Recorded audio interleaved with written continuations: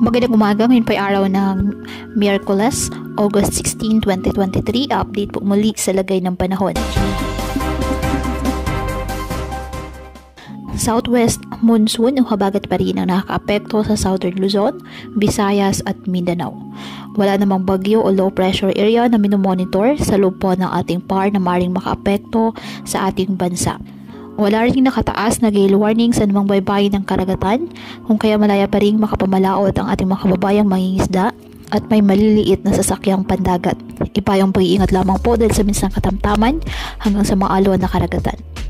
Ngayong araw ang Visayas, Mimaropa, Zamboanga Peninsula, Northern Mindanao, Caraga, Albay, Sorsogon at Masbate, asahan na maulap na kalangitan na may kalat-kalat na pag-ulan at thunderstorms dahil pa rin po sa habagat. At ang Metro Manila at nalalabing bahagi ng bansa, bahagyang maulap hanggang sa maulap na kalangitan with isolated rain showers or thunderstorms dahil pa rin sa southwest, monsoon at localized thunderstorms. Kaya patuloy po na pinag-iingat ang ating mga kababayan sa mga posibleng pagbaha at pagguho ng lupa lalo na kapag may malalakas na ulan, at ugaliin po na magdala palagi ng payong o kahit anumang pananggas sa ulan kapag lalabas ng ating mga tahanan. At yan po muna ang update sa lagay ng panahon ngayong araw. Muli patuloy po tayo na mag-ingat at palaging tandaan, God loves you. Stay safe and God bless po.